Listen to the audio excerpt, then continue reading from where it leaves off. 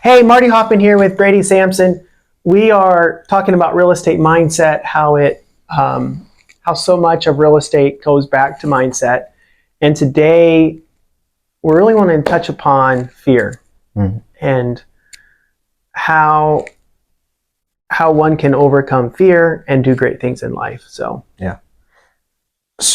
how do you overcome fear? I mean, if this is what we're talking about, I mean, can we go back to maybe that first deal you did in Montana? I mean, what were you thinking? What was that fear and what helped you overcome it?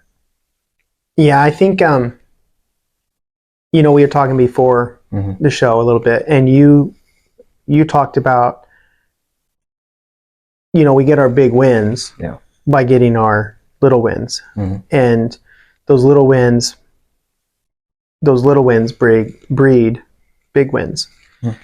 And we have to stack those wins. So I think a lot of it goes back to that is, what can you do right now that builds confidence and will help you be more confident so that you will eliminate some fear. And sometimes it's this experience, and sometimes it's really bucking up to our nature of fear, because let's face it, we all have fear. And there's something we fear one way or another. There's different parts of it. Going back to your question, what helped me overcome that? We will always overcome fear. We will always face fear when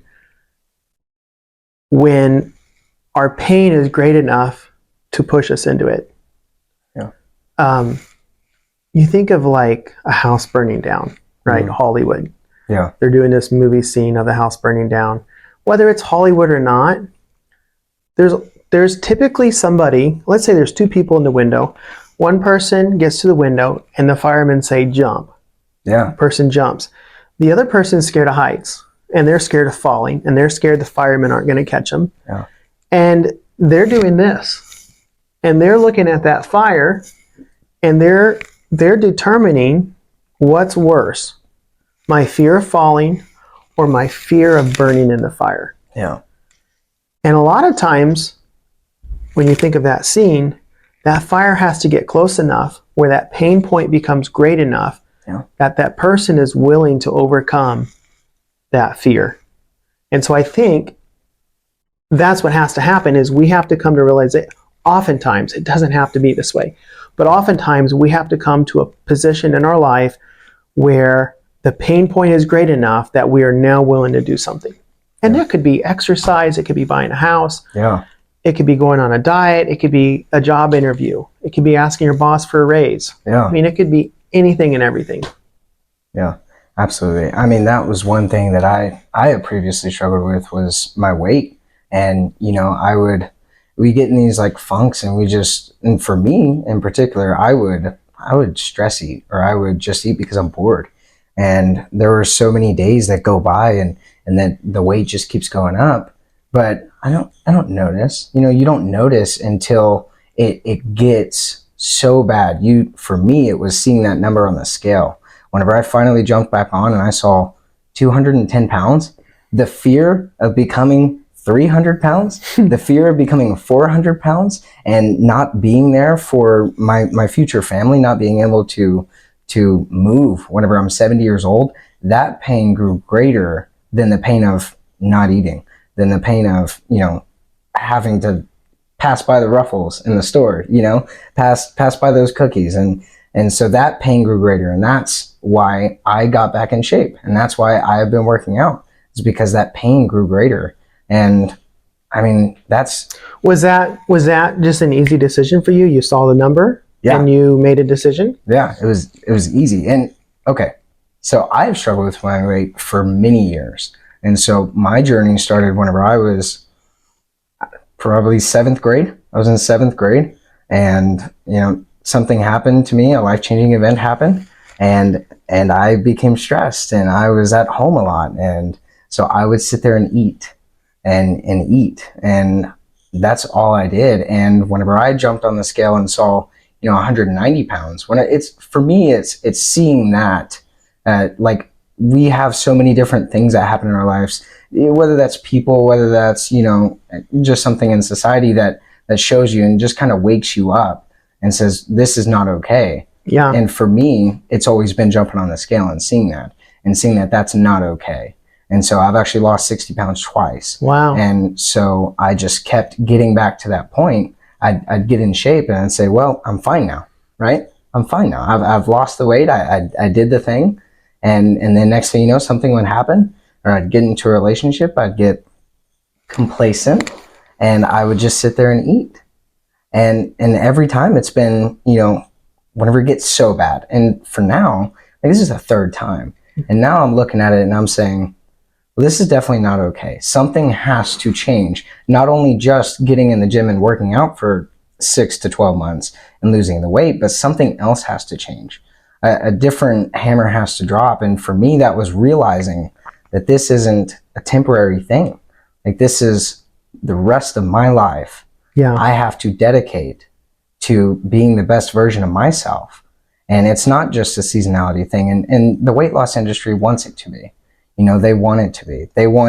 It's a multi-billion-dollar industry. They want you to have all these 30-day challenges, all these 90-day challenges to sell their stuff to you. And then you gain the weight back, and then they sell it to you again. And so for me, learning more about these fitness gurus and what they do and how the supplement industry works, and just constantly trying to learn new things, I found out that, this is what they want. Yeah. This is what the system wants. And we can relate that back to real estate. This is what Wall Street wants. They want us to be afraid. They want us to look at interest rates and say, oh, well, now's not the time to buy. They don't want us looking into alternative options. They don't want us normal, everyday guy, to go out and buy a house and go out and be successful. They want us to think that way.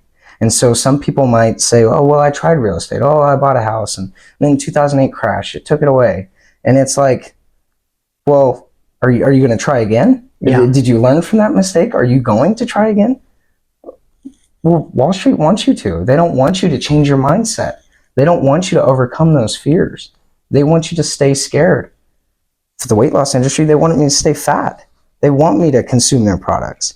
We don't want that. We want to empower people to grow themselves, to grow their mindset, and let that hammer drop. Just change. Not being afraid of change. So you mentioned Wall Street in there. Yeah. And it's kind of why we started all this, was our concern that Wall Street is, well, in a lot of ways, they don't have their emotions attached to what they do. And so it's numbers, it's business. And whether it's food or housing or the media we consume, Wall Street controls so much of it. Yeah. And something that we desire to do is to empower people to be Wall Street rebels. Yeah. And buck the system and think outside the box as entrepreneurs, face our fears. You had a fear of hitting 300 pounds. Yeah. And so you did something. You mentioned my first deal. We were going to be homeless. Yeah. I had to find a house.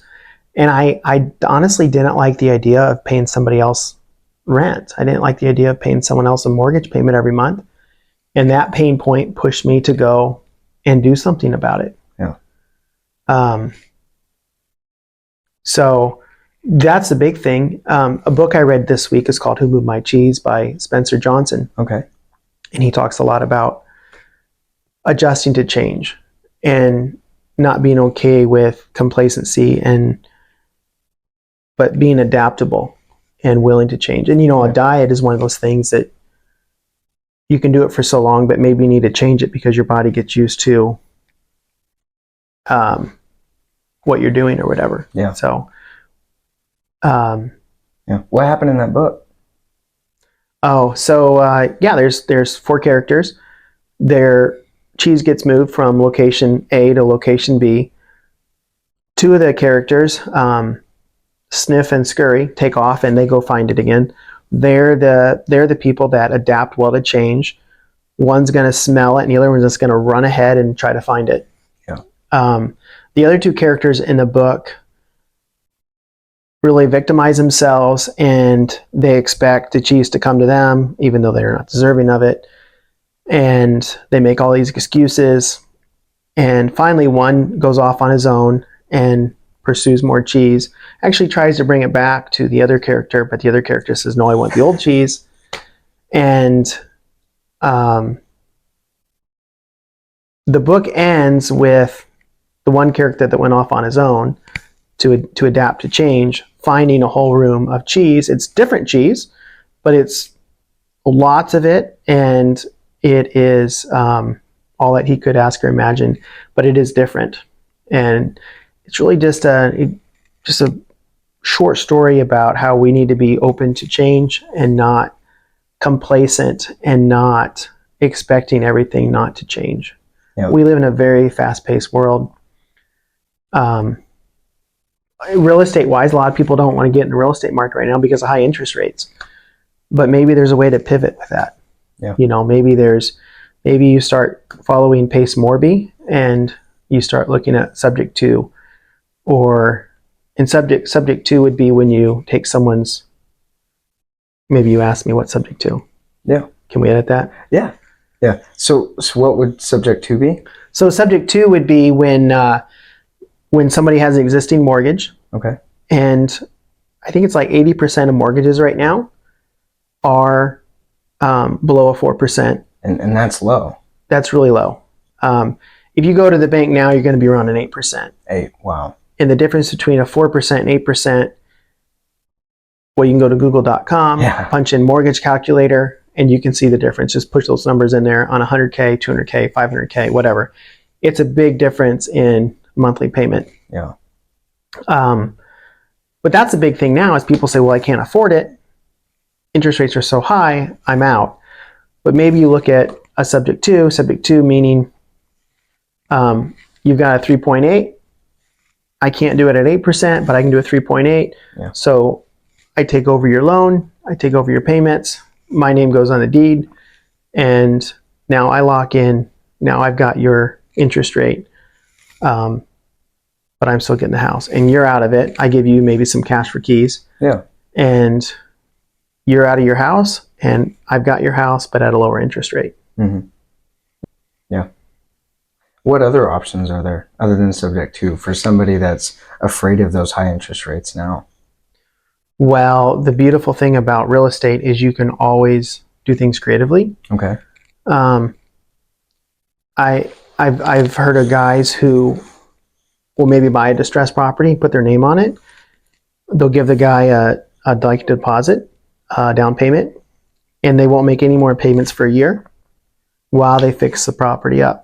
And then at the end of that, so let's say you've got a property for $50,000, and let's say I put $2,500 down as my deposit, and I'm going to work on it for a year. I put $50,000 into it. And I agree to buy it from you for $100,000 at the end of it. But at the end of it, because I added all this value, now it's worth $150,000, maybe $200,000. Yeah. And I go to the bank at that point and say I need to borrow $100,000 to give Brady his money back. Yeah. And we roll it in. So in that situation, you are paying a higher interest rate, but you're doing it a little more creatively where you're not having interest while you're fixing a house, and you've worked out a deal with a seller. That would be the advantage of that. And the other advantage of that is you'd have a lot of equity built in. Yeah. In the way you purchase the property. Yeah. And so we have seen the interest rates go up, and I'm sure whenever we were even at 5 or 6, maybe. I mean, I think I remember people saying, oh, well, the interest rates are high, so I'm not going to buy. But now we're way higher than that. And they're saying, well, I'm just stuck. So what would you say to those people? You've been in the game for a long time. I mean, would you say if they find a good deal, they see something that they feel that they should buy, should they wait for the interest rates to go down, or should they purchase now? Yeah, you need to purchase right now, because what's going to happen, I've heard different numbers on this. Yeah. But there is a huge, huge, huge housing shortage in America. Mm-hmm. Part of it's due to millennials now wanting to buy houses. Mm-hmm. Part of it's due to our open border policy with migration. but there is a huge need for housing. COVID slowed us down. When interest rates drop again, you're just going to have to compete with other people, and that means prices will go up, and that means bidding wars will happen. So why would you not? You said it. I found a good deal today. Should I wait or should I not? If it's a good deal today, it's a good deal, because you can always go to the bank when interest rates go down and say, hey, can I refinance this? Can I lock it in at 6% instead of 8%? Yeah. And banks will do that. Mm-hmm. Banks are in the business of loaning money and making money on loans. Yeah. And they know they're competing with every other bank. And so they will always refinance when interest rates go down. So buy it today, refinance later. It's no big deal. How many people do you think are out there that are saying, I'm not going to buy it because interest rates are too high? A lot. A lot? A couple million? I don't know. Yeah. A lot. I wonder what the majority. But I don't think that's the issue. I think that is the excuse. Yes. The issue is they struggle with fear, and there's something they're afraid of there. Yeah. And they're blaming it on interest rates. But the reality is, there's something. If they were to ask the question, and that's what he asked in the book, what would you do if you were not afraid? Yeah.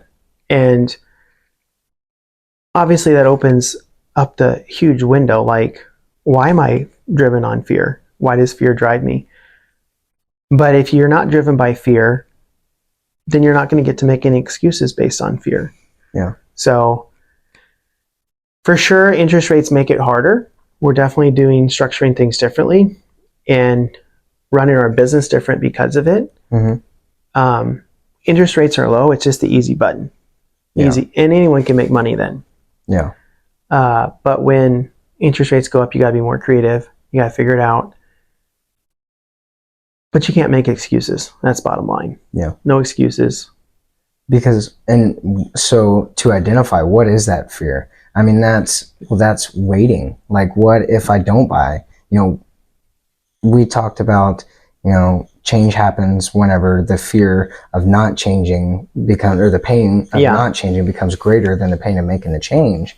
And so for somebody that's saying, or coming up with these limiting beliefs that they're telling themselves, like interest rates or etc. And when does it get to the point where somebody says, well, I've waited this long, now I need to buy? Like, what are they missing out on? Well, it's just like the burning house story. Some people are going to jump out of the window right away because they see their point of escape is jumping. Mm-hmm. Other people are going to wait till that fire is licking their skin and they're feeling hot. Yeah. So they're going to wait for the interest rates to dump. And then we have all these big companies and Wall Street especially that's jumping after these deals, and they're going to scoop up all the deals. And then you're saying that now the prices of the houses are actually going to go up because there's more competition. So now they're going to be paying more. It's supply and demand. Supply and demand. So yeah, in every economy there's supply and demand. And right now on the MLS there is a shortage of housing. Mm-hmm. Even with high interest rates. Yeah. We're not where we were. Part of it's because people aren't selling. And it's because, why would I sell if I got a 3.5? Yeah. And I got to buy something new at a 8. Mm-hmm. So we do have an inventory shortage. Interest rates drop, people jump in, it becomes cheaper money.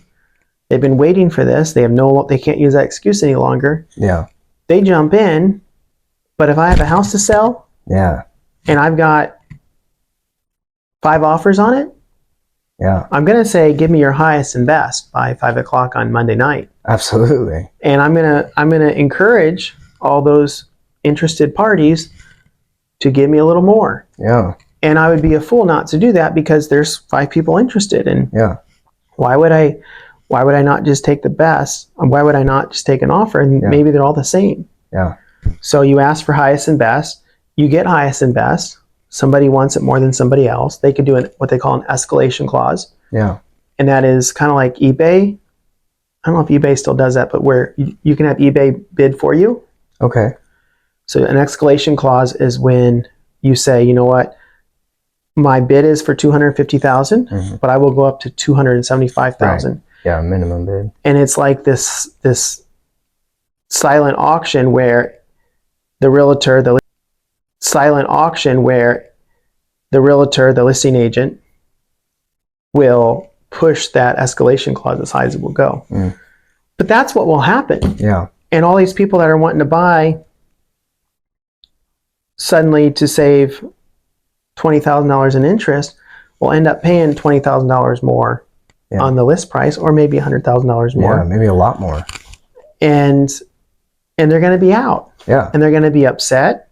They're going to be like the critter in that book who keeps making excuses. He won't leave the empty cheese station because he wants it to be like it used to be. Yeah. And we're not in 2020 anymore. So move on and figure out what you got to do to make the next thing happen. But don't not buy today. Today's a great opportunity to shop. Yeah. And buy. Yeah, because if somebody finds a good deal, maybe they're paying 7% interest, but you pay that until the market crashes or the interest rate goes down again, and then you get those big offers. And so you're actually making money whenever people actually go down to it. So I feel like there's so many fears that even I believe in, all these things that we've been told and things that people are preaching on social media and stuff like that we just adopt as our own. And then we use those as excuses, like you said, to kind of make us not afraid, to quiet down that fear. But what people don't realize is that they could actually take action today and look towards the future, and things will get better. Yeah. So, and that's why I want to talk about this is we have to face our fear. Yeah. One of the opposites of fear, I think, would be hope. Meaning when you have hope in something, it propels you forward because hope is powerful, and hope will triumph over fear because it will what's the word? It will disarm fear because it's going to be stronger than and force you to do things you wouldn't normally do. Think of somebody like yourself who wants to get married, right? Yeah. You have these fears. She's going to say no. She's going to have all these weird habits. I mean, there's all kinds of fears related to marriage. Yeah. But you have so much hope of a new life together and babies and a house and all these things that it disarms that fear, it squashes it down, and it propels you forward to get on your knee and ask the girl for her hand in marriage. Yeah. Because it's exciting, and it's one of those things you have in that situation. You're embracing your fear. Yeah. You're not embracing it. You're conquering it. So hope is strong, and I guess that's part of the things you got to combat with the mindset and fear and some of these things is what is feeding our mindset? Yeah. Is it CNN and these news articles that are telling us how bad things are and we can't get in now and it's terrible to be a landlord for XYZ reasons? Figure it out. And or maybe, I was thinking about this earlier, maybe you're a guy that wants to move, and maybe I'm speaking to you. You want to move. You've got this house at a 3.5% interest. You think you got to sell the house at a 3.5 interest. You think you got to sell it and cut your losses, and you're questioning me right now. You're saying, you know what, Marty, I'm going to lose money on this deal. Why would you not turn that into a rental? Rent it out. I could give you illustrations of how we've done that. We pivot into that. Someone moved our cheese. We pivot into that, and now it becomes a rental. You've got a super cheap mortgage for the next 30 years or 28 years at a 3.5, and you go and buy the house because you're relocating, and you have a rental. I just bought a rent house yesterday from a guy from Houston who used to live in OKC. He bought the house in '08. He lived in it for a few years. He held on to it. He put a tenant in there, and he sold it to me, 15 years later, his debt's paid down, and he had some of those fears of property management. He had one of his buddies do property management for him, and Jason just got a check in the mail every month. So how hard was that? Yeah. But it's how he pivoted. Instead of selling in 2010 when we'd had this crash and prices were depressed, he pivoted into renting. And I think that's another way to look right now, is we don't have to sell your house. You could pivot into being a landlord. Yeah. Top out mindset. Brady, what's the hardest thing you ever did? And here's my point in asking this. Yeah. When you were 6, you did something really hard. I don't know what it was, but it was really hard. Maybe it was learning how to ride your bike. Okay. But as you did that, it took you to the next level of the next hard. And that next hard became the next level. Yeah. And so it's really hard for us to think about that. When I was 6, we had this big hill. We had this 10-foot wall, cinder block wall, and we had this little red wagon. Okay. And we had a bunch of people over, and I decided, I was a bit of a risk taker. I decided it would be really fun to ride the wagon down the hill, and I proceeded to do that. Now, I had a plan the whole time, and that was that I would take the tongue that I was holding on to, and at the last second, this is what I did. I went down, my mom yelled and screamed, my dad came running, and at the last second, I took the tongue of the little red wagon, I flipped it out, it hit the top of the wall, and the wagon stopped. That was a risky thing for me to do. But once I did it, it wouldn't be that risky the second time because I knew what the tongue would work, right? Yeah. But that's my point. We do these hard things, but that each time we do, the level goes up. Yeah. Yeah, and it's just on to the next harder thing. Yeah. Yeah. So embrace the hard. Learn to embrace the hard. I guess that would be something I'd want to say. It's really easy right now to be complacent. Yeah. But we need to kill complacency. We need to seek to live more intentionally. And one of those ways is by educating yourself. I really believe that if we continue to live as complacent as we are, Wall Street will take over. They will control everything that we're influenced by with media, probably books to some extent. They'll control our housing. You talked about food. They'll control our diets. And they will control us very much like and systemize us so that whether we like it or not, we will be part of their program and part of their agenda. Yeah. And their agenda is to get filthy rich. Yeah. And if you're okay with that, continue to be complacent. Continue to eat those donuts and continue to sit on the fence and make excuses for everything in life. Yeah. But if you're not okay with that, then by golly, focus on your future self, live intentionally, get educated, and like and share videos like this. So come to the mindset meeting in OKC. When is that? It's the 4th Tuesday of every month. So Tuesday of every month.